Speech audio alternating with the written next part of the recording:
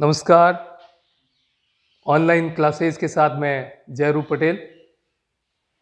आज का विषय बिंदु है अलंकार।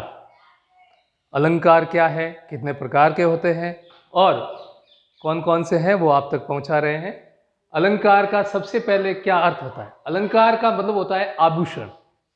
अलंकार का मतलब आभूषण, आभूषण गहने, मतलब शोभा बढ़ाने वाले। गहने क्या करते हैं? शोभा बढ़ाते हैं, सुंदरता बढ़ाते हैं। उसी प्रकार शब्दों की भी सुंदरता बढ़ाई जाती है। शब्दों की सुंदरता कौन बढ़ाते हैं? अलंकार बढ़ाते हैं।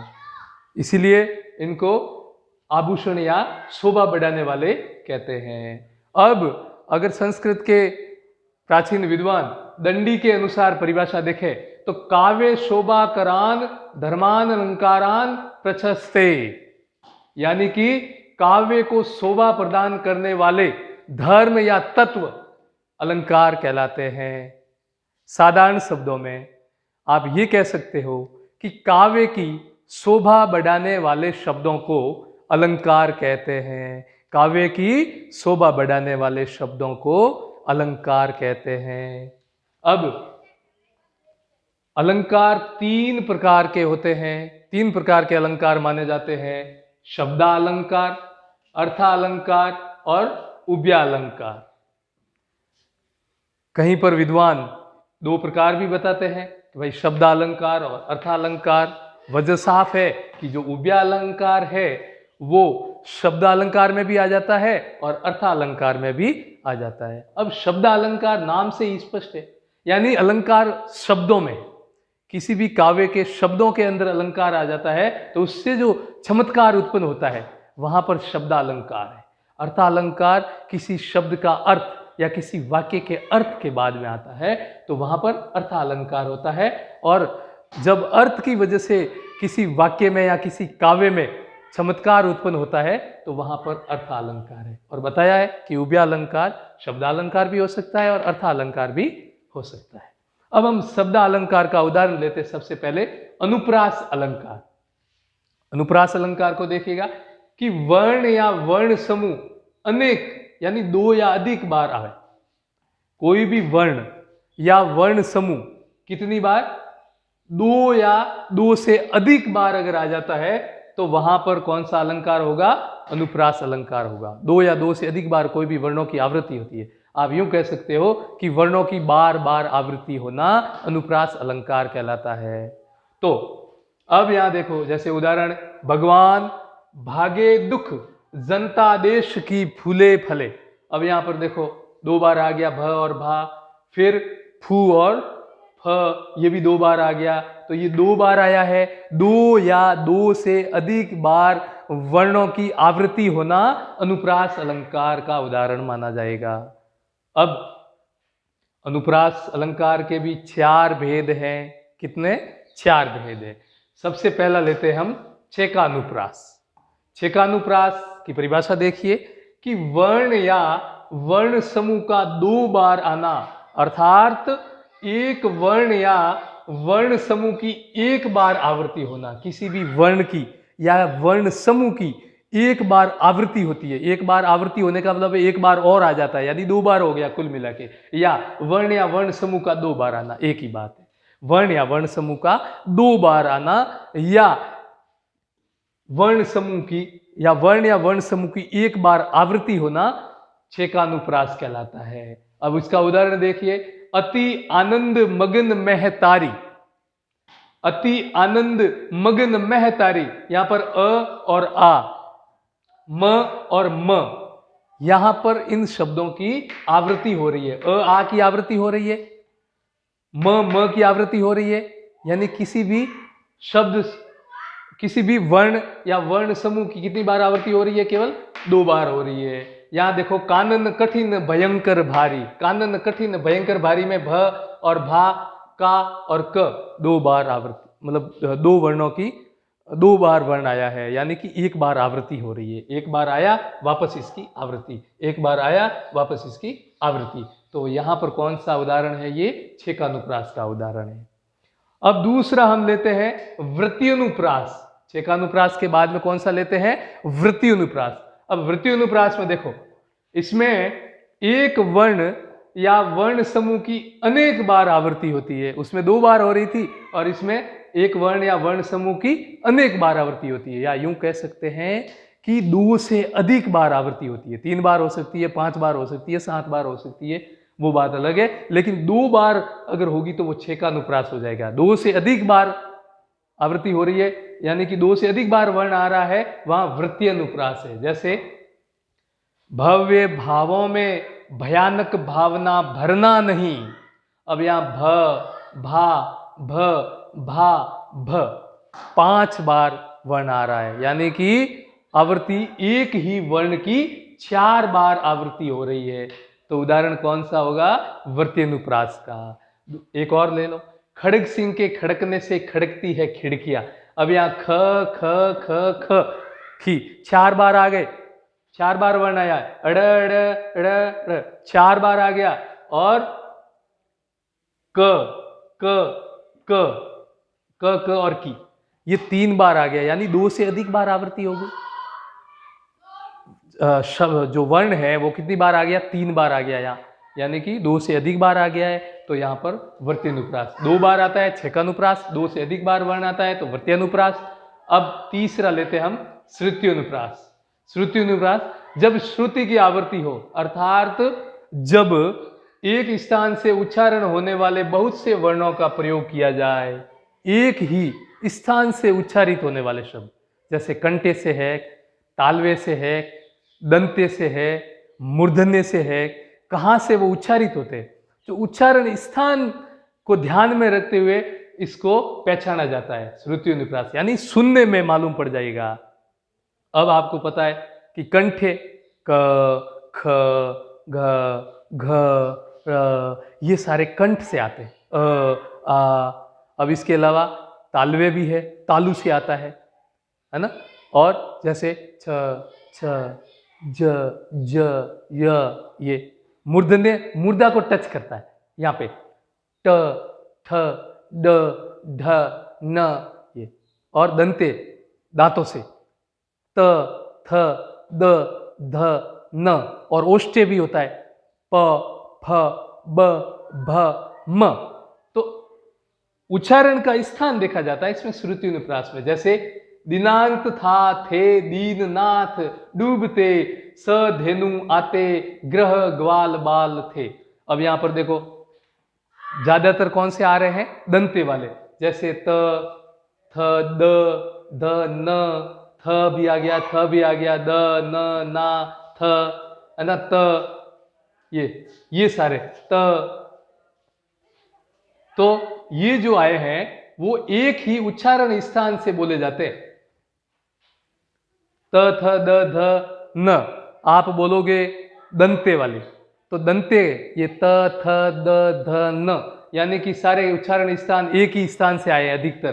तो वहां पर कौन सा है? श्रुति अनुप्रास। तो इसको कैसे पहचाना जाएगा?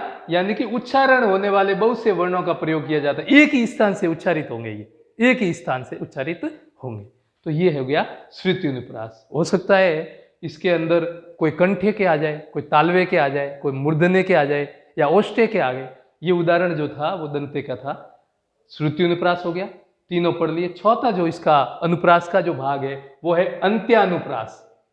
अब अंत्यानुप्रास में देखो कि जब 2 या अधिक शब्दों या वाक्यों या छंदों के चरणों के अंतिम 2 स्वरों की बीच के व्यंजन सहित यदि हो तो आवृत्ति होती है। यानी कि आप यूं कह सकते हो साधारण शब्दों में कि जो भी शब्द है, जो भी आएंगे, वो जो चरण होते हैं, 4 चरण होते हैं या 2 चरण होते हैं, छंद का जो भी चरण होता है, उन चरणों के अंतिम 2 स्वरों की, यानी कि अंतिम 2 स्वर है उसके बीच की व्यंजन सहित आवृत्ति होती है। या यूं कह सकते हैं कि जैसे मान लो कोई दुआ है तो कह दिया कि रही मन धागा प्रेम का मत तोड़ो छिटकाय, टूटे से फिर ना जुड़े गांठ पड़ जाए। अब देखो यहां पर आ और यहां पर भी आ, यानी और यानी कि ये जो अंतिम व्यंजन आ रहा है, यहां भी स्वर जो आ रहा है उसका मतलब तुकबंदी होती है, पीछे की तरफ क्या हो रही है? तुकबंदी। तो यहां भी आप देखो की उदाहरण है कि नभ लाली चाली निशा छटकाली धुनी कीन। अब व्यंजन ल, यहां पे ली ये आ रहा है, देखो पीछे की तरफ, यानी कि क्या अंत की तुकबंदी हो रही है या चरणों के अंतिम दो स्वरों के बीच के व्यंजन सहित आवृत्ति हो रही है। देखो आ और ई की आवृत्ति हो रही है, यहां पर ई की आवृत्ति हो रही है, यहां पर ई की आवृत्ति हो रही है, ई की आवृत्ति हो रही है, आ की आवृत्ति हो रही है, आ की आवृत्ति हो रही है, आ की आवृत्ति हो रही है ना, लाली चाली काली। तो यहां पर अंत्यानुप्रास होगा। ठीक है, अगला जो है अनुप्रास के 4 भेद हो गए, है ना। अनुप्रास के 4 भेद हो गए, एक तो छेकानुप्रास, वर्त्योनुप्रास, श्रुत्योनुप्रास और अंत्यानुप्रास। तो इन 4 भेदों के बाद में दूसरा जो हम आज का अलंकार पढ़ते हैं वो पढ़ते हैं श्लेष। श्लेष अलंकार वो भी शब्द अलंकार माना जाता है। श्लेष अलंकार किसका उदाहरण है? शब्द अलंकार का ही है। इसमें देखो परिभाषा साफ है कि जब वाक्य में एक से अधिक अर्थ वाले शब्द या शब्दों का प्रयोग किया जाए और इस प्रकार एक से अधिक अर्थों का बोध कराया जाए, वहां पर श्लेष अलंकार होता है। यानी कि एक शब्द आएगा, उस एक शब्द के अंदर से ही 2 या 2 से अधिक अर्थ निकलेंगे। एक कोई भी शब्द है जो काव्य है, उस काव्य में से, काव्य की जो पंक्ति है, उस पंक्ति में से एक शब्द ऐसा होगा जिसके अर्थ 2 या 2 से अधिक निकलेंगे। श्लेष का मतलब भी छिपका हुआ होता है, यानी कि एक ही शब्द के अंदर 2 या 2 से अधिक अर्थ छिपे हुए होते हैं। अब देखो उदाहरण देखो कि बलियारी नृपकूप की गुण बिन बूंद न देई। अब यहां 2 बार ये जो गुण है इसके 2 अर्थ होते हैं, एक होता है सदगुण और एक रसी। किस संबंध में? राजा के संबंध में। बलियारी नृपकूप की गुण बिन बूंद न देई, यानी कि राजा और कुआ अगर गुण के बिना एक बूंद तक नहीं देते, यानी कुछ भी नहीं देते। यहां देखो कि नृप का मतलब राजा होता है और राजा का संबंध गुण से, राजा का अगर गुण से अर्थ देखे तो सदगुण। अगर किसी व्यक्ति के अच्छे गुण नहीं है तो राजा उसको पारितोषिक या इनाम नहीं देगा, उसके अंदर कुछ खास होना चाहिए, कुछ न कुछ उसके अंदर अच्छी योग्यता होगी तभी उसको पुरस्कार मिलेगा या पारितोषिक मिलेगा, वरना ऐसे ही नहीं दिया जाता है, राजा ऐसे ही नहीं देते। वैसे ही कूप यानी कुआ, अगर आपके पास में रस्सी नहीं है, गुण का मतलब यहाँ रस्सी से, कुएं के मामले में देखा जाए तो गुण का मतलब रस्सी हो जाएगा। रस्सी के बिना एक बूंद पानी कुआं नहीं देगा। क्यों? कुएं के अंदर अगर आपको बाल्टी भरनी है तो रस्सी की आवश्यकता पड़ेगी। अब रस्सी है ही नहीं तो आप एक बूंद भी उस कुएं से पानी नहीं निकाल सकते। तो ध्यान रखें कि यहाँ पर जो गुण है उस गुण के 2 अर्थ बताए गए हैं, एक राजा के संबंध में और दूसरा कूप यानी कुएं के संबंध में। राजा के संबंध में गुण का अर्थ होता है सद्गुण, अच्छा गुण, और कूप के संबंध में इसका अर्थ होता है गुण का रस्सी। ये एक उदाहरण है। दूसरा उदाहरण देखो, पानी गए न उबरे मोती मानक छून। अब यहां पानी के 3 अर्थ है। आपको पता है श्लेष का मतलब है कि एक के अंदर ही, एक शब्द के अंदर 2 या 2 से अधिक अर्थ छिपे हुए हो तभी श्लेष माना जाता है, छिपका हुआ, छिपा हुआ। अब देखो पानी का मोती के मामले में देखा जाए तो मोती का मतलब, मोती और पानी का संबंध है। अगर मोती के संदर्भ में देखा जाए तो पानी का मतलब होगा चमक। यहां पर अगर मोती के लिहाज से देखा जाए तो पानी का अर्थ होगा चमक। और मानुक यानी मनुष्य, मनुष्य के मामले में पानी का अर्थ होगा इज्जत, इज्जत, मान, मर्यादा, प्रतिष्ठा, जो भी आप कहें, है ना। मनुष्य की इज्जत है यानी कि उसका पानी। और छून, छून का मतलब आटा से, आटा, आटे में पानी नहीं है तो फिर उसका कोई महत्व नहीं रहेगा। तो यहां पानी साधारण अर्थ में आ जाएगा, जल के अर्थ में आ जाएगा, या मनुष्य के इज्जत के अर्थ में आ जाएगा, और मोती के लिए आ जाएगा चमक के हिसाब से। अगर एक उदाहरण और देखा जाए तो मैं आपको बताऊं कि छिर जीवो जोरी झुरे क्यों न सने गंभीर, का घटी ए वृष भानुजा, वे हलधर के वीर। यहां पर दो शब्द ऐसे आए हैं, दो शब्दों को अगर अपन देखेंगे तो उनके अर्थ दो होंगे, एक से अधिक बार होंगे, दो होंगे। जैसे चिरजीवो जोरी झुरे, क्यों न सने गंभीर, का घटी ए वृष भानुजा, ये वृष भानुजा, वे हलधर के वीर, या हलधर।